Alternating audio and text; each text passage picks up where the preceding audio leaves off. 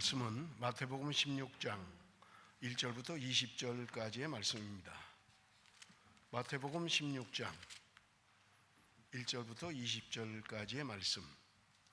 제가 가지고 있는 성경 신약성경 26쪽입니다. 마태복음 16장 1절부터 20절까지의 말씀, 우리 한 절씩 교독하겠습니다. 제가 한 절 읽고 여러분 한 절 읽고 우리 한 절씩 교독합니다. 바리새인과 사두개인들이 와서 예수를 시험하여 하늘로부터 오는 표적 보이기를 청하니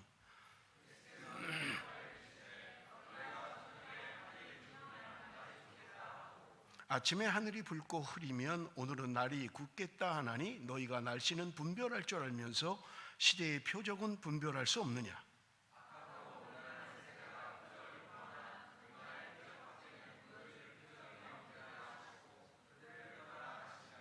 제자들이 건너편으로 갈새 떡 가져가기를 잊었더니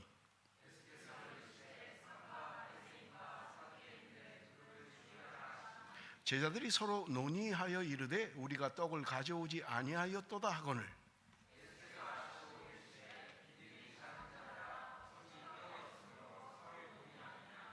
너희가 아직도 깨닫지 못하느냐? 떡 5개로 5,000명을 먹이고 죽은 것이 몇 바구니며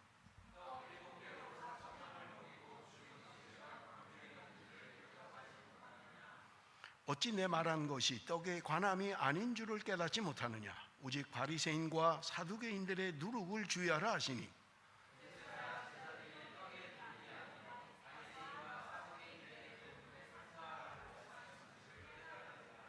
예수께서 빌립보 가이사랴 지방에 이르러 제자들에게 물어 이르시되 사람들이 인자를 누구라 하느냐?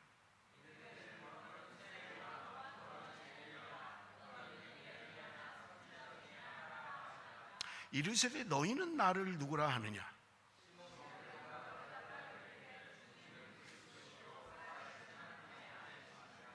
예수께서 대답하여 이르시되 바요나 시몬아 내가 복이 있도다. 이를 내게 알게 한 이는 혈육이 아니요 하늘에 계신 내 아버지시니라.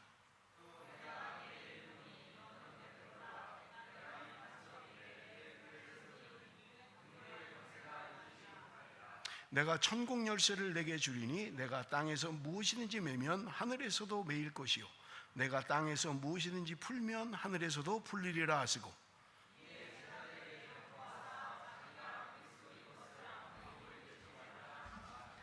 아멘. 오늘 우리가 읽은 본문 1절에 보면 바리새인과 사두개인들이 예수를 시험하려고 나왔다. 그리고 그들이 묻는 질문은 하늘로부터 오는 표적을 보여달라는 것이었습니다. 여러분 우리가 잘 아는 것처럼 그 당시에는 여러 종파들이 있었습니다. 그 중에 대표적인 종파들이 바리새파 그리고 사두개파입니다.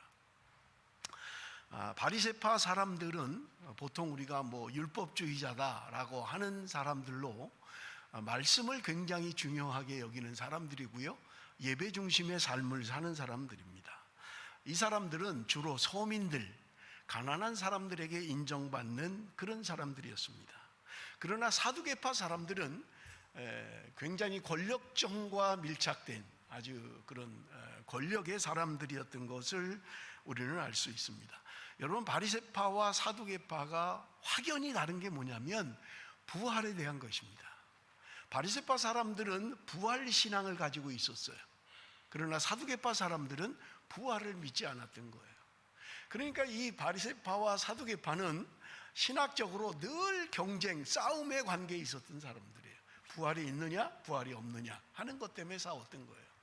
그런데 지금 예수를 죽이려고 하는 일에는 우리가 이미 묵상을 했습니다마는 이미 바리새파 사람들, 사두개파 사람들, 종교 지도자들은 예수를 죽이려고 혈안이 되어 있는 거예요.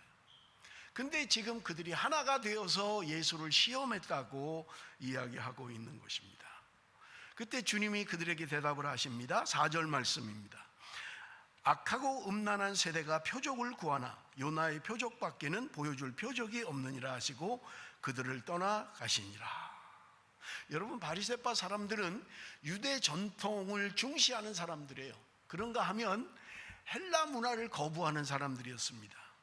헬라 문화는 따르지 않는 사람들이에요. 그런데 사두개인들은 정반대의 사람들이에요. 바리새인들이 아주 회당 중심 그리고 서민적인 것에 반해서, 여러분 사두개인들은 예루살렘 성전 이런 것을 장악한 정치 지도자들이라고 생각하시면 될 것 같아요. 그러나 이들은 모두 하나님의 나라의 진정한 의미를 모르는 사람들이었던 것입니다. 세상에서 자신들을 높이기를 원하는 사람들이에요. 겉모양은 굉장히 말씀에 정통한 것 같고 굉장히 권력층에 있는 것 같지만 그들의 내막은 자기를 드러내는 것에 있었어요. 그래서 주님은 그들에게 악하고 음란한 세대라고 말씀하셨던 것입니다. 그러면서 주님은 떠나가셔서 제자들에게 말씀하십니다. 6절 7절 말씀 우리 한번 같이 읽어봅니다. 6절 7절 말씀 다 같이 시작.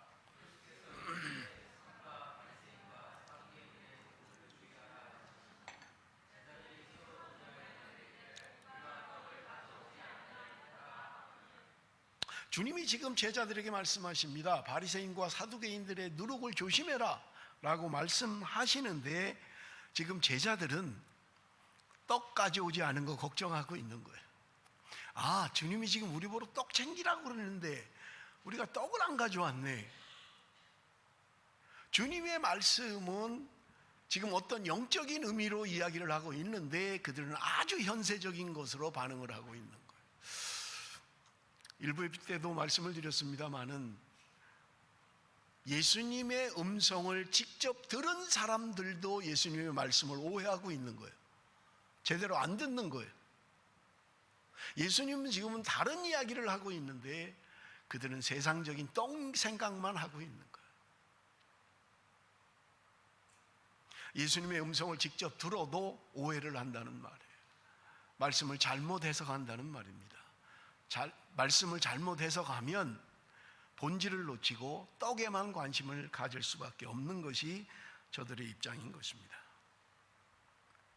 여러분, 누룩을 조심해라 라고 하는 말씀, 이 누룩이라고 하는 것은요, 제가 일부 예배 때 질문을 하니까 누가 딱 답을 이야기하더라고요. 누룩이 뭐냐? 요새 젊은 사람들 잘 모르지요. 누룩 그러면 잘 안 듣는 말이고 잘 사용하지 않는 말이죠. 일부 예배 때 누가 그러더라고요. 곰팡이라고 그러더라고요. 아주 정확한 답이에요. 곰팡이입니다. 발효제예요. 여러분 요즘 이스트라고 생각하시면 돼요. 빵 만들 때 넣는 이스트, 누룩이죠. 부풀리는 거죠. 반죽을 하고 이스트를 넣어서 반죽을 하고 또 빵을 구우면 손바닥만하게 요만한 빵을 넣는데 나중에 큰 빵이 되는 거죠. 우리 빵을 만드시는 분들은 아마 잘 아실 거예요. 거기에 이스트를 넣는 거예요. 이건 누룩인 것입니다. 뭔가 실제는 그렇게 크지 않은데 뭔가 부풀리는 거예요. 뭔가 커져버리는 거예요.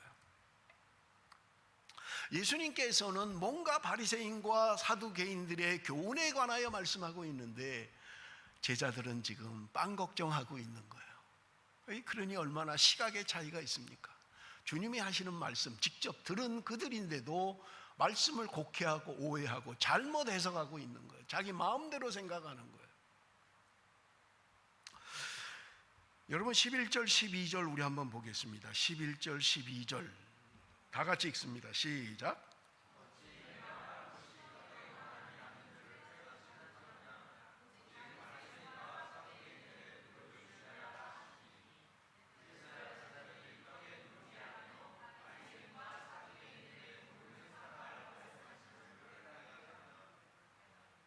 여러분 말씀드린 것처럼 사두개인들은 성전과 공회를 장악한 권력층들이에요.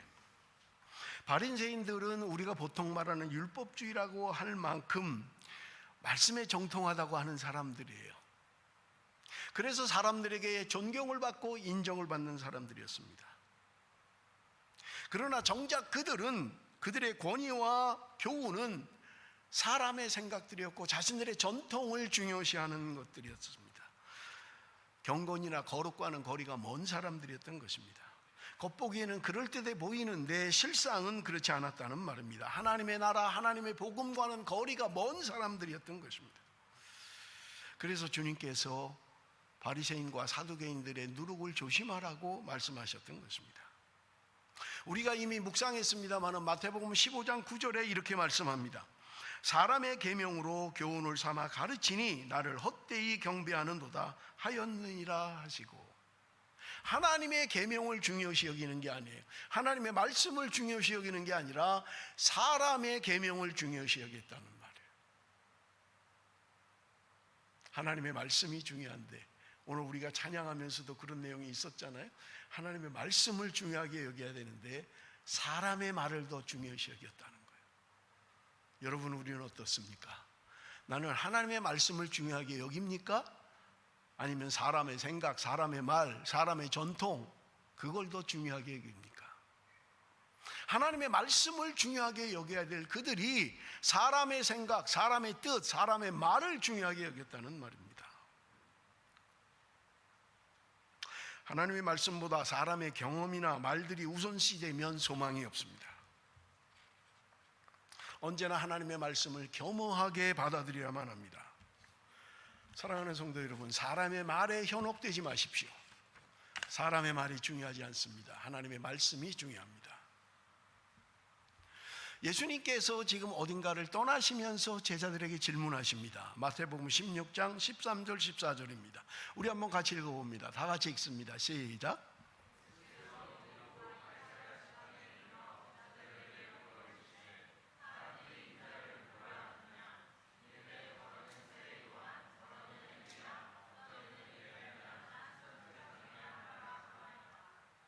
예수님께서 지금 제자들과 함께 빌립보 가이사라라는 지방으로 가시면서 제자들에게 물었던 것입니다. 사람들은 나를 누구라고 하느냐라는 질문이었어요. 그때 제자들은 대답합니다. 어떤 사람은 세례 요한이라고 합니다. 어떤 사람은 엘리야라고 합니다.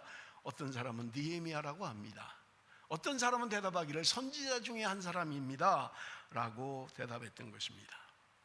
여러분, 사람들이 나를 누구라 하느냐라는 질문은 어렵지 않은 질문이에요. 왜냐하면 내 생각이 포함될 게 없으니까요. 사람들의 말만 이야기하면 되니까요. 이것처럼 쉬운 건 없어요. 그런데 주님은 뭔가 또 다른 질문을 하고 싶으셨던 거예요. 그게 무엇이었습니까? 다음 절에 나옵니다마는 너희는 나를 누구라고 하느냐? 너희는 나를 누구라고 하느냐 하는 질문이에요. 당시 사람들은 예수님의 가르침, 예수님의 말씀, 그들의 사역 특별하다고 생각은 했어요. 저렇게 권세 있게 가르치는 자가 없다라고 생각했던 것입니다. 예수님의 표적, 이적을 보면서 그분을 찬양했던 것입니다. 그들은 놀라기만 했지 정작 그가 누구인지, 예수님이 누구인지를 확신하지는 못했던 것입니다. 그들은 예수님이 메시아인지 다윗의 자손인지 계속 의심했던 것입니다. 왜요? 왜 의심했을까요? 자신들이 기다리는 메시아가 아니었기 때문에 그렇습니다. 내가 기다리는 예수가 아니었기 때문에 그런 거예요. 특별하기는 한데 내가 바라는, 내가 원하는 메시아가 아니더란 말입니다.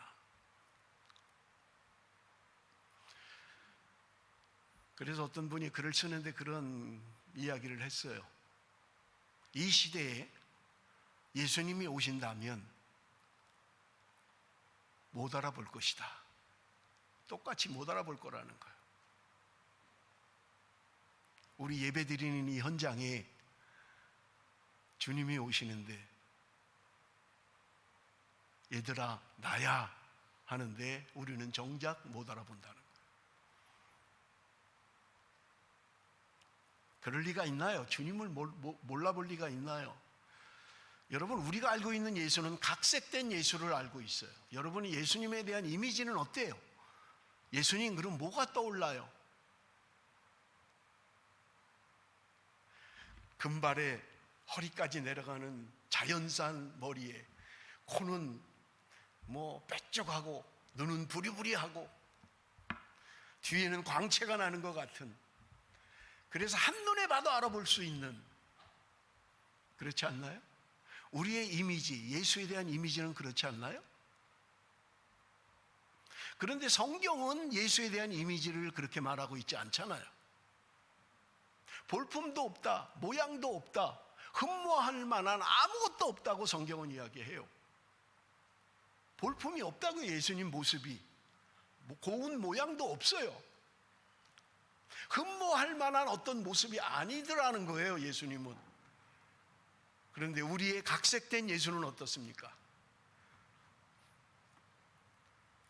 금발의 머리를, 부리부리한 눈, 그리고 코, 그저 보기만 하면 멋있어 보이는, 아름답게 보이는 그런 예수를 우리는 가지고 있지 않느냐는 거예요. 오늘 예수에 대한 생각은 어떻습니까? 주님이 지금 물어보고 계신 거예요. 사람들은 나를 누구라고 하느냐? 그리고 두 번째 질문은 너희는 나를 누구라고 하느냐?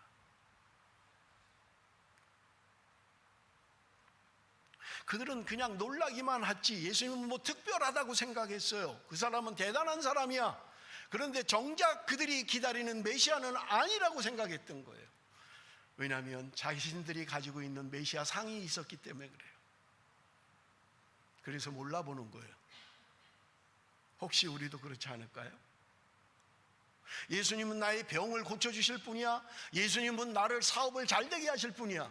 예수님은 우리의 가정의 모든 문제를 해결해 주실 분이야. 그런 예수님을 기다리고 있지는 않나요?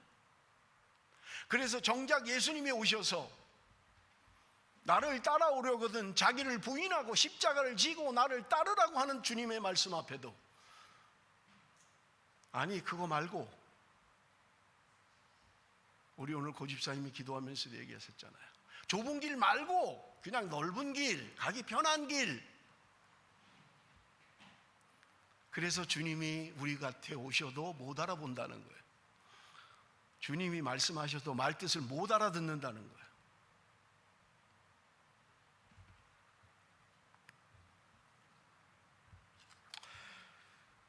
여러분, 예수님의 질문 앞에 제자들이 대답합니다. 14절, 이르되 더러는 세례 요한, 더러는 엘리야, 어떤 이는 예레미야나 선지자 중에 하나라 하나이다. 세례 요한은 죽은 지 얼마 안 됐어요. 헤롯에 의해서 죽었어요. 근데 그들이 생각에는 세례 요한이 다시 살아난 것이다, 그렇게 예수님을 생각했다는 거예요. 어떤 사람들은 엘리야라고 생각했어요. 왜냐하면 말라기 4장 5절에 보면 보라 여호와의 크고 두려운 날이 이르기 전에 내가 선지자 엘리야를 너희에게 보내리니 라고 말씀하고 있기 때문에 그래요. 이미 오래전에 죽었어요, 엘리야는. 그런데 말씀이 마지막 때에 엘리야를 다시 보낼 것이다 라는 말씀 때문에 메시아가, 그들이 기다리는 주님이 아마 엘리야가 아닐까, 그들은 그렇게 생각했다는 거예요.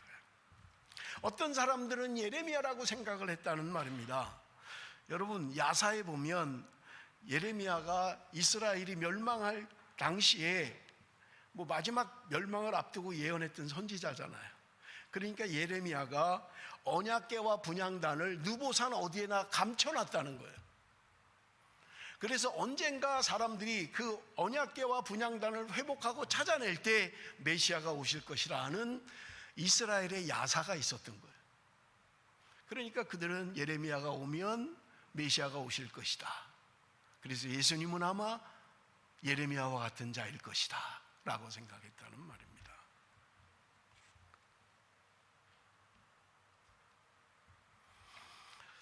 그들은 선지자 중에 하나라고 생각했습니다. 그들은 뭔가 메시아와 연관이 되어 있는 선지자, 세례 요한, 엘리야, 예레미야, 선지자, 뭔가 메시아와 연관되어 있는 사람이라고는 생각했지만 예수님이 메시아라고는 생각하지 않았습니다. 오늘 우리도 그렇지는 않습니까? 어떤 사람들은 예수 그리스도를 사회운동가라고 생각합니다. 기독교의 창시자라고만 생각합니다. 어떤 사람은 예수는 성인이야, 세계 4대 성인 중에 한 명이야 라고 생각합니다. 도덕적으로 깨끗한 사람이라고 생각합니다. 그러나 누구도 예수님을 메시아라고 말하지 않습니다. 여러분, 아무리 예수를 좋게 평가하고 그는 도덕군자이고 4대 성인이고 아무리 좋게 평가한다 하더라도 예수는 나의 구원자입니다, 예수는 나의 메시아입니다 라고 고백하지 않는 한 우리의 좋은 평가들은 아무 의미가 없다는 말입니다.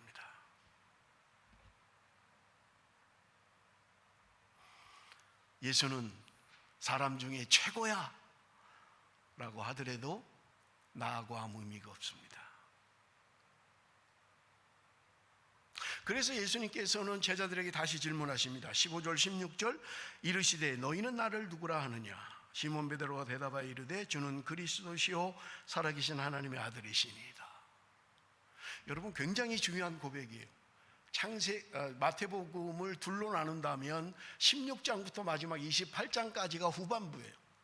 예수님이 예루살렘에 입성하셔서 십자가에 처형당하시고 부활하시는 내용이에요. 그리고 승천하시는 내용이 마지막 후반부입니다. 주님께서 질문합니다. 너희는 나를 누구라고 하느냐? 예수님이요, 저는 말씀을 묵상하면서 굉장히 집요하신 분이에요. 정확하신 분입니다. 사람들이 나를 누구라고 하니? 라고 하는 것은 얼마든지 쉽게 대답할 수 있어요. 그건 내가 아니잖아요. 내가 포함된 게 아니잖아요. 그냥 사람들이 나를 뭐라고 해?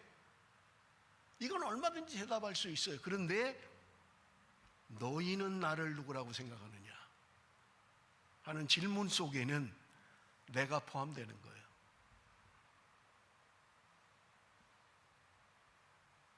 뭐 예를 들면 안 믿는 사람들이, 세상 밖에 있는 사람들이 베델교회 뭐라고 해? 얼마든지 대답할 수 있어요. 내가 들은 거 얘기하면 되니까요. 근데 너희들은 뭐라고 생각하니? 여러분은 뭐라고 생각합니까? 하면 내가 포함되어 있잖아요. 거기에는 쉽지 않죠. 쉽게 대답할 수 없죠. 내가 그 이론이 아니면 쉽게 말하지만 내가 그 안에 이론이면 쉽게 대답할 수 없는 것입니다. 시몬 베드로는 대답합니다. 굉장히 중요한 고백이에요. 여러분, 이 말씀은 좀 외우셔야 돼요. 마태복음 16장 16절, 알기도 쉽잖아요. 16, 16. 마태복음 16장 16절. 주는 그리스도시요 살아계신 하나님의 아들입니다. 그리스도라는 말은 여러분, 기름 부은 자라는 말입니다. 메시아라는 말이에요. 그리스도라는 말은 메시아입니다. 그리스도는 기름 부은 자입니다 라는 말입니다. 여러분, 구약시대 때는 기름 부음 받는 사람은 세 종류의 사람만 기름을 부었어요. 제사장, 선지자, 왕, 이 사람들만 기름을 부어서 직임을 했습니다. 예수 그리스도는 우리와 하나님 사이의 유일한 중보자, 제사장이 되셨던 것입니다. 하나님의 말씀을 선포하는 선지자이셨던 것입니다. 약속된 다윗의 자손으로 오셨고 영원한 나라를 다스리실 왕이셨던 것입니다.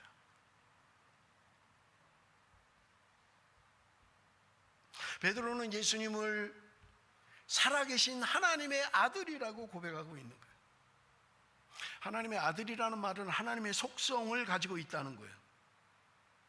하나님의 속성은 하나님이 가지고 계신 거예요. 다른 말로 하면 예수님은 나는 하나님과 동등되다. 그래서 주님이 말씀하시기도 하나님과 나는 하나다라고 말씀하셨잖아요. 그거를 지금 유대인들은 받아들일 수가 없는 거예요. 그래서 여러분, 요한복음 5장 18절 우리 한번 읽어봅니다. 요한복음 5장 18절 그들이 어떻게 반응했는가를 봅니다. 다 같이 읽습니다. 시작.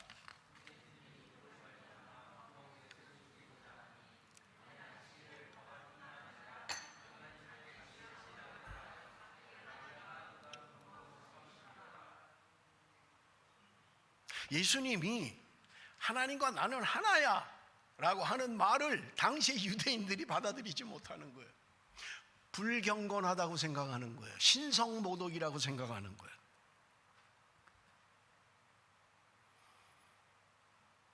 예수님의 또 다른 이름을 우리는 임마누엘이라고 합니다. 우리와 함께 하시는 하나님. 예수님은 인간의 몸을 입고 이 땅에 오셨지만 하나님이 아니신 건 아니에요. 하나님이셨던 거예요. 하나님으로서의 능력과 권위를 드러내셨던 것입니다. 하나님이신 예수님께서 우리와 함께 계시면 하나님이 어떤 분이신지를 나타내고 계신 거예요. 이것이 성경이 말하는 예수님인 것입니다. 그분은 그리스도시고 살아계신 하나님의 아들이라고 고백하고 있는 거예요. 그분은 메시아요 나의 구원자라고 고백하는 것입니다. 저는 말씀을 준비하면서 예수님이 한 번 더 질문을 하셨어야 되는데 그 질문을 빠뜨리셨다고 생각을 했어요. 그게 뭐예요? 예수님은 사람들이 나를 뭐라고 하니? 그 다음에는요, 너희는 나를 누구라고 생각하니? 그 다음에 질문은 너는 나를 누구라고 생각하느냐? 라고 물으셨을 거예요. 여러분, 너희 속에 너희는 나를 누구라고 할 때 내가 포함되어 있긴 하지만 그래도 나는 얼마든지 숨을 수 있고 피할 수 있어요. 그러나 주님이 지금 개인적으로 너는 나를 누구라고 생각하냐? 너는 나와 관계가 있니? 너에게 나는 누구야? 라는 질문을 한다면 여러분 피할 수가 없는 질문입니다. 피할 수가 없어요. 오늘 주님께서는 어쩌면 저와 여러분에게 이 질문을 하고 싶은 것이 아닐까? 너에게 나는 누구니? 너가 오랫동안 예수를 믿었다는데 너하고 나는 누구야? 나는 너에게 뭐니? 엄마 뱃속에서부터 예수를 믿었다는데 너는 내가 누구야 도대체? 피할 수 없는 질문입니다. 저는 여러분들이 오늘 설교만 아니라 한번 진지하게 생각해 보시기를 바랍니다. 나는 주님과 어떤 관계인지. 형식적일 수도 없고요, 피할 수도 없고요, 숨길 수도 없는 내 마음의 진심, 나는 예수와 무슨 관계인가 하는 거예요. 여러분, 이 대답은 굉장히 중요합니다. 내가 예수를 어떻게 생각하고 있느냐라고 하는 것은 내 미래, 내 삶에 지대한 영향을 미치기 때문에 그렇습니다. 그래서 베드로가 주는 그리스도시요 살아계신 하나님의 아들입니다라고 고백했을 때 주님은 베드로에게 말씀하셨습니다. 바요나 시몬아, 내가 복이 있도다. 그것을 알게 한 것은 육신적으로 된 게 아니라는 거예요. 우리 성경을 한번 봅니다. 고린도전서 2장 14절 우리 한번 봅니다. 다 같이 시작.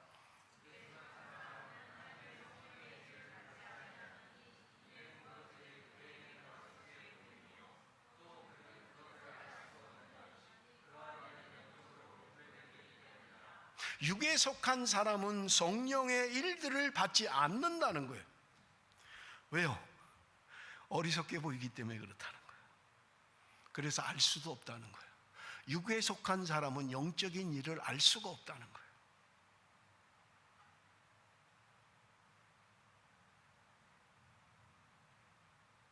자연 상태에 속해 있는 사람들, 육에 속한 사람들은 성경이 말하는 오늘 우리의 상태, 인간의 상태를 받아들이지 않는 거예요. 그래서 그들은 나는 죄인이 아니니까 죄 용서는 필요 없다고 생각합니다. 나는 위험하지 않으니까 구원자도 필요 없다고 생각합니다. 내 길은 내가 알아서 가니까 인도자도 필요 없다고 생각합니다. 내 삶의 주인이 나이기 때문에 하나님 필요 없다고 생각하는 거예요. 내가 울지 않으니까 위로자도 필요 없고요, 지옥을 향해 가고 있다고도 생각하지 않습니다. 내가 아프지 않다고 생각하니까 의사도 필요 없다는 거예요. 사람들은 성경이 말하는 오늘 우리의 상태를 받아들이지 않는 거예요. 그래서 여러분, 요한계시록의 라오디게아 교회를 향해서 주님이 하신 말씀이 무엇입니까?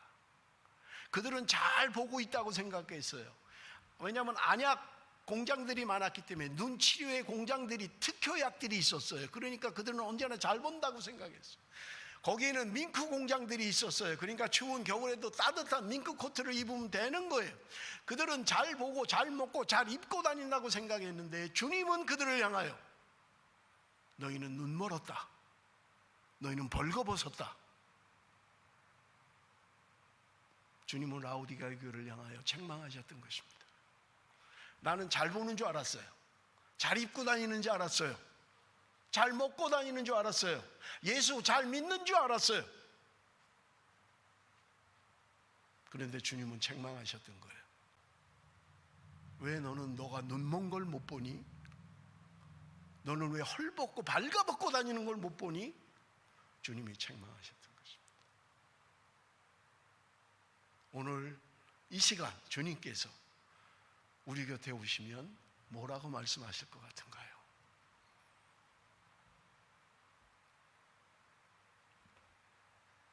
여러분, 성경은 분명하게 말씀합니다.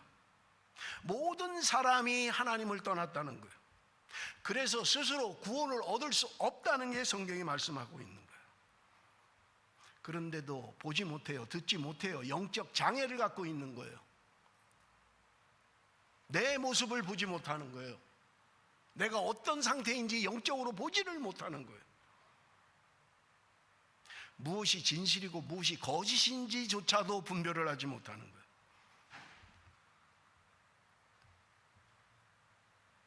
그래서 사람들은 생각할 때 기독교를 그냥 종교라고 생각합니다. 그냥 종교예요. 여러분, 우리도 뭐 설문조사하면 종교 그러면 기독교 그렇게 쓰지 않나요? 그래서 사람들은 이야기하는 거예요.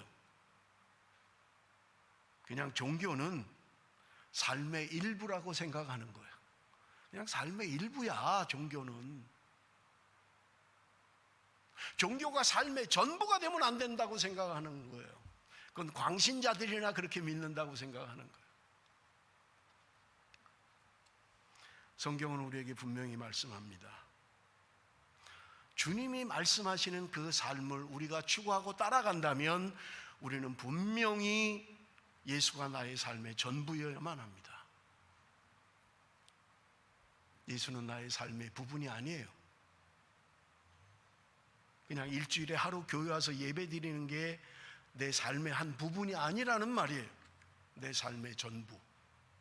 내가 나가서 일을 하든, 내가 나가서 직장을 다니든, 내가 나가서 공부를 하든 모든 삶의 중심은 예수 그리스도여야 된다는 말이에요. 18절 19절 읽어봅니다. 우리 한번 같이 읽어봅니다. 다 같이 시작.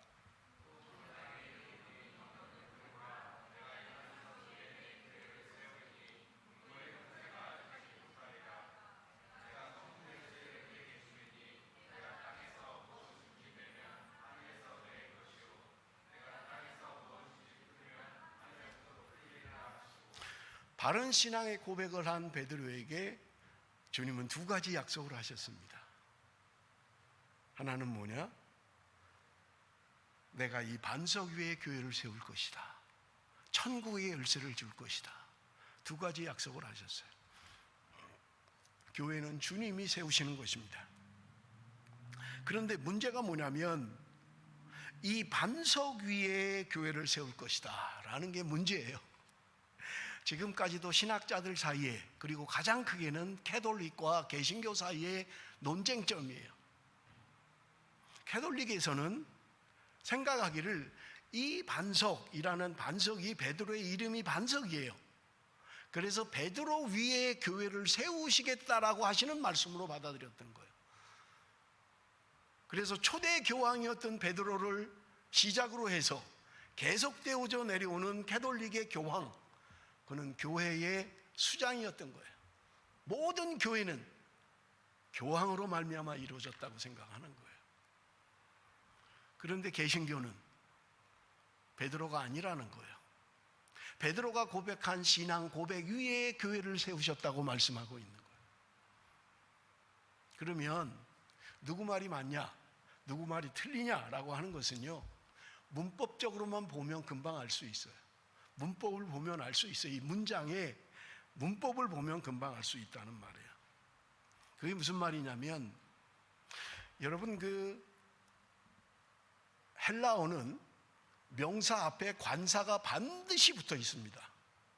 관사가 반드시 붙어 있어요. 그런데 모든 성, 수, 모든 결정을 관사가 다 해요. 독일어를 배우신 분들은 금방 이해할 거예요. 독일어가 그렇잖아요. 독일어의 관사가 성수에 관계없이 전부 다 들어있어요. 그래서 관사만 보면 이 명사가 남성인지 여성인지 중성인지 단수인지 복수인지 금방 알 수 있어요. 아무리 뭐 아냐라고 할 것도 없어요. 그것만 보면 금방 아니까. 그러니까 그 관사가 그 단어를 설명해 주는 거예요.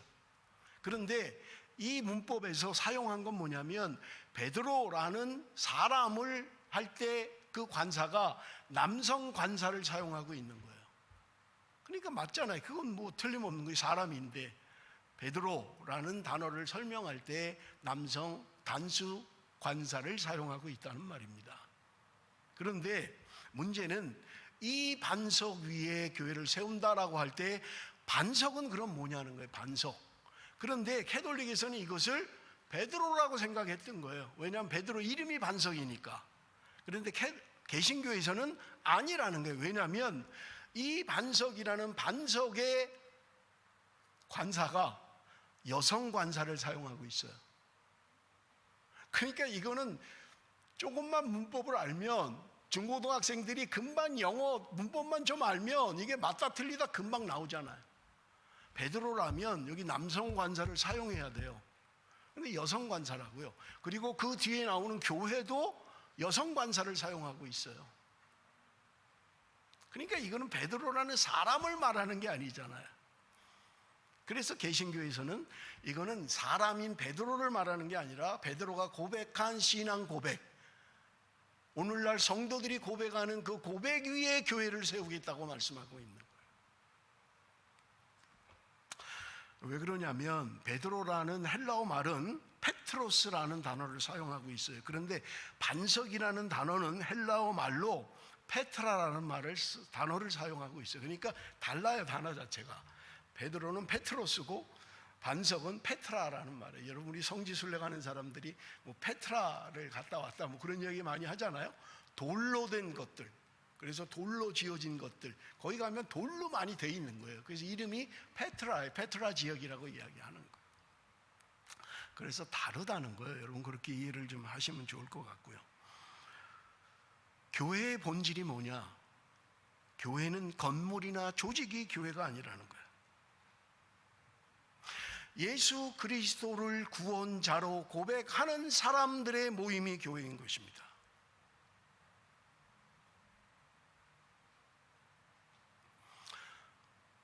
예수 그리스도를 구주로 고백하는 사람들은 어떤 사람들이냐? 세상의 길을 따르지 않는 사람들이에요. 세상의 목표, 세상의 가치관을 따르는 사람들이 아니라 예수의 길을 따라가는 사람들이고 주님이 우리에게 말씀하신 것을 따라가는 사람들의 모임이더란 말입니다.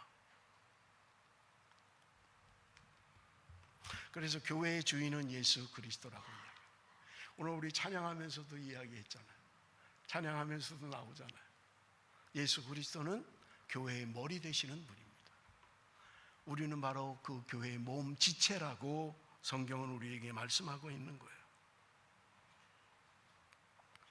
여러분 우리 교회 영문 이름을 아시나요 혹시? 우리 교회 영문 이름 뭐예요?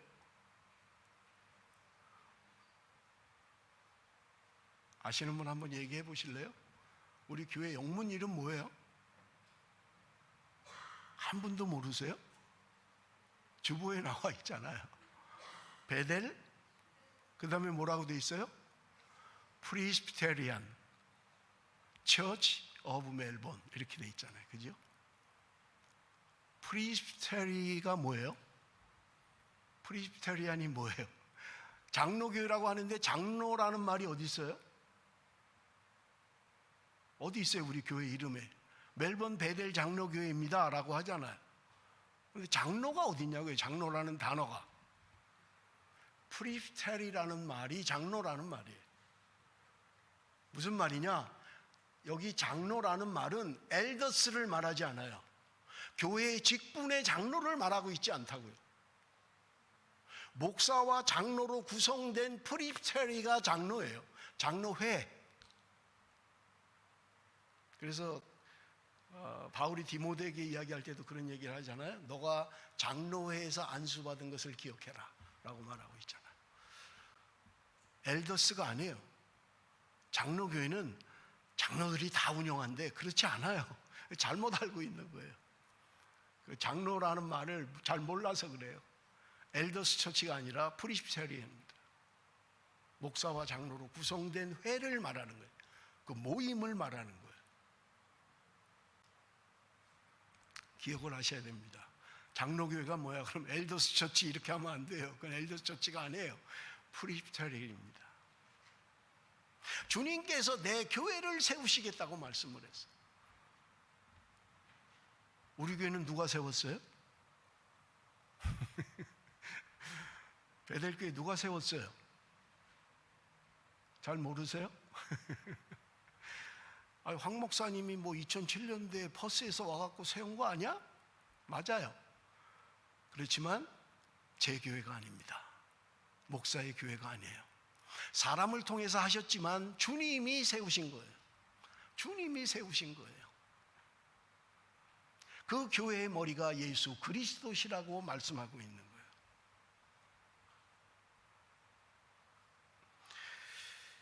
음부의 권세가 이기지 못할 것이다. 음부라는 말은 지옥이라는 말로 바꿔도 의미가 똑같습니다. 음부의 권세가, 지옥의 권세가 교회를 해하지 못한다는 거예요.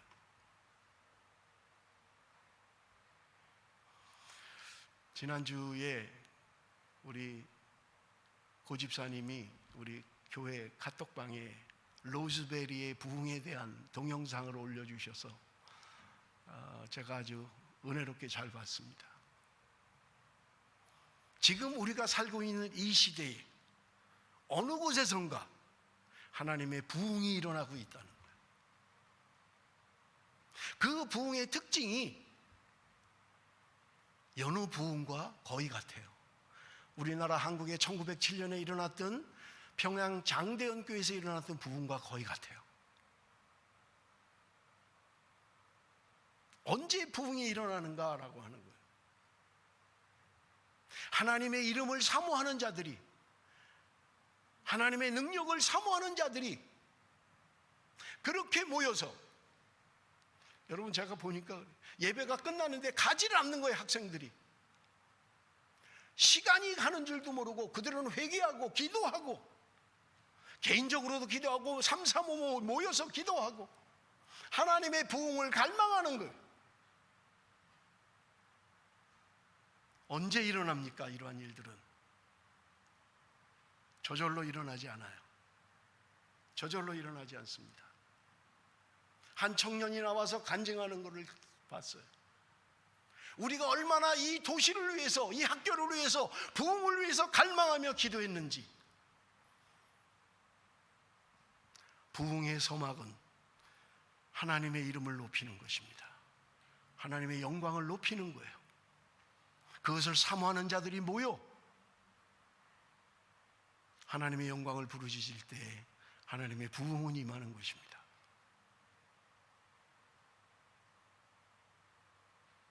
로즈베리 지역에 몇십 년 전에도 부흥이 일어났다는 거예요.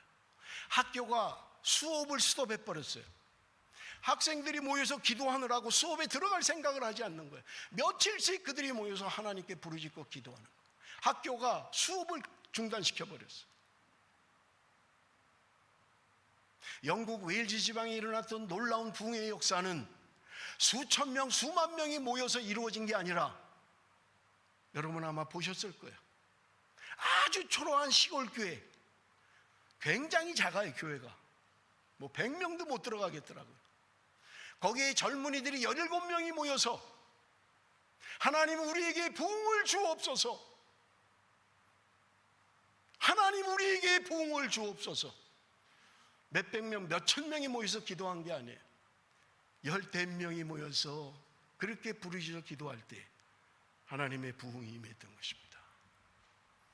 영국 사회를 뒤집어 놓았고요, 세계를 뒤집어 놓은 부흥의 불길이 한국 1907년 장대현 교회까지 이르렀던 것입니다. 저는 고집사님이 올린 로즈베리의 부흥을 보면서 오늘 우리가 추구해야 될 것들이고 우리가 소망해야 될 것들입니다. 저는 오늘 찬양을 부르는데요, 처음부터 불렀던 찬양, 마지막에 불렀던 찬양, 늘 부르는 찬양이었어요. 내는 주의 영광을 보내, 우리 가운데 계신 주님, 그 빛난 영광 온 하늘 덮고 그 찬송 온 땅 가득해. 내는 주의 영광을 보내. 로즈베리의 부흥을 사모하는 자들이 부르는 노래들이에요. 그들은 하나님의 영광을 구했던 것입니다.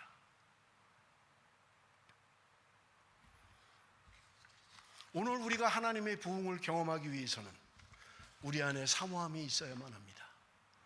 하나님의 이름을 높이는, 하나님을 하나님 되게 하고,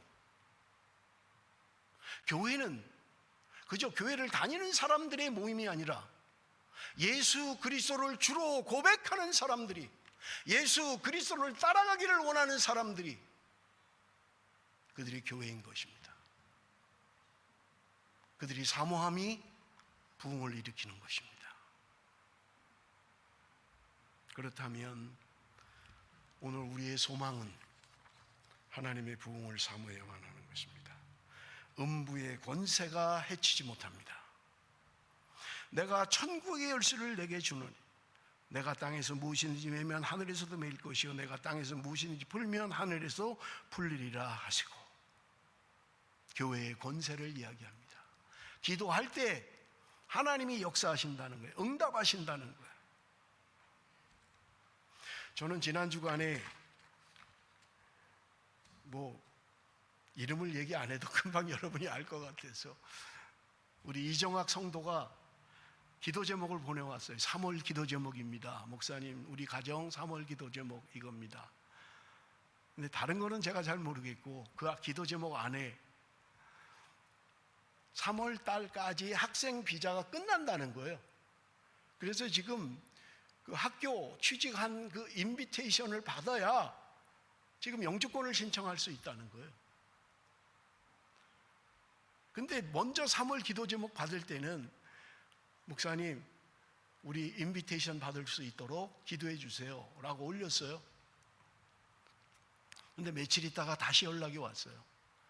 인비테이션 받았다는 거예요. 영주권 신청할 수 있다는 거예요. 제가 카톡에다 할렐루야 그렇게 썼어요. 온 성도들이 기도하고 온 성도들이 부르짖었던 거예요. 오늘 들어보니까 한 단계가 또 남았대요. 난 이제 끝났는 줄 알았더니 내가 들었는데 잊어버렸는데, 우리 이미지 씨 뭐 해야 된다고요? 뭐래? 크게 말해줘야 내가 듣지요. 뭐예요? 아시는 분? 몰라요 다? 이제 뭔 내가 잘 하는 단계가 또 있다며요. 뭐예요 그게? 크게 말해주세요. 잘 안 들리니까. 노미네이션. 제가 그걸 잊어버렸어요. 노미네이션을 하는 단계가 또 남았다는 거예요. 근데 인비테이션을 받으면 거의 노미네이션은 거의 다 되고, 노미네이션만 되면 영주권 신청이 가능하다는 거예요. 다른 게 중요한 게 아니고, 저는요, 교회가 계속해서 기도했던 것들, 이달 말이면 학생 비자가 끝나는데 그게 안 되면 연장을 하든지 해야 되는데 하나님은 하나님의 때에 정확하게 역사하시는 거예요. 노미네이션도 잘 될 줄로 믿습니다. 영주권도 잘 신청해서 받을 줄로 믿습니다. 기도하십시다. 아직 남은 단계가 있지만 기도해 주십시오. 내가 너희들이 이 땅에서 풀면 하늘에서도 풀리게 될 것이다. 너희들이 이 땅에서 묶으면 하늘에서도 묶이게 될 것이다. 기도하십시다. 여러분, 오늘 기도 달력을 나눠드렸어요. 여러분, 기도해야만 합니다. 여러분, 기도 제목이 있을 때 바꿔주세요. 어떤 사람은 몇 달이 돼도 기도 제목을 안 바꿔요. 기도 제목이 없어서 평안한 건지 내가 잘 모르겠어요. 성도들의 기도가 얼마나 대단한 능력이 있는지 오늘 말씀하고 있는 것입니다. 말씀을 맺겠습니다. 주님은 오늘 저와 여러분에게 질문하십니다. 너는 나를 누구라고 하느냐? 나는 너에게 무엇이냐?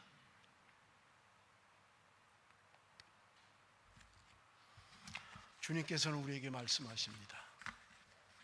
나를 따라오려거든 자기를 부인하고 십자가를 지고 나를 따르라.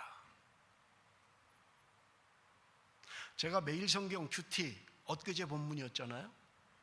해석을 보면서 맞다라는 생각을 했어요. 우리는 너무 자기를 부인하고 십자가를 지고 라는 말들을 너무 은유적으로 생각한다는 거예요. 그런데 십자가를 지는 것은 죽음을 말했어요. 죽음이 어떤 거예요? 자기를 부인하는 것은 내 고집을 버리고 내 생각을 내려놓고 인격적인 변화가 조금 일어나고 하는 정도를 말하는 게 아니라는, 내가 생각하는 모든 가치관이 주님과 배치가 되면, 주님의 뜻에 맞지 않으면 내려놔야 된다는 거예요. 그게 자기를 부인하는 거라는 거예요. 사랑하는 성도 여러분, 주님이 얼마나 나를 기다리시겠어요? 사랑하는 내 아들아, 사랑하는 내 딸아, 네가 나를 믿은 지가 도대체 몇 년이냐? 언제쯤 바뀔래? 언제쯤 내가 너의 주인이 되겠니? 어찌 네 생각대로 사니? 네 뜻대로 사니? 모든 관심은 세상에 있지 않니 너는? 주님께서 오늘 저와 여러분에게 질문하십니다. 너는 나를 누구라고 하느냐? 이 질문 앞에 여러분 진지하게 대답하시기 바랍니다. 그래야 새로운 신앙이 시작돼요. 새로운 삶이 시작됩니다. 정말 믿음의 세계가 보여지는 거예요.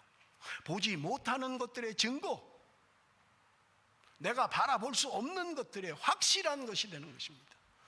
그 믿음의 역사, 영의 눈이 떠지시기를 바랍니다. 온전히 주님만을 바라보고 나가는 저와 여러분이 되시기를 바랍니다. 기도하겠습니다. 살아계신 아버지 하나님, 주님께서 오늘 우리에게 물으시는 너는 나를 누구라고 하느냐, 이 질문 앞에 주님 진지하게 대답하게 하여 주옵소서. 오랫동안 예수를 믿었으면서도 내 생각, 내 뜻 버리지 않았습니다. 나를 따라오려거든 자기를 부인하고 십자가를 지고 따라오라고 말씀하시는데도 한 번도 나를 부인해 본 적이 없습니다. 한 번도 십자가를 져본 적이 없습니다. 주님 원하옵기는 주님의 제자로, 주님을 따르는 자로 말씀에 순종하는 삶을 살아갈 수 있도록 주께서 역사하여 주옵소서. 예수님의 이름으로 기도드리옵나이다. 아멘.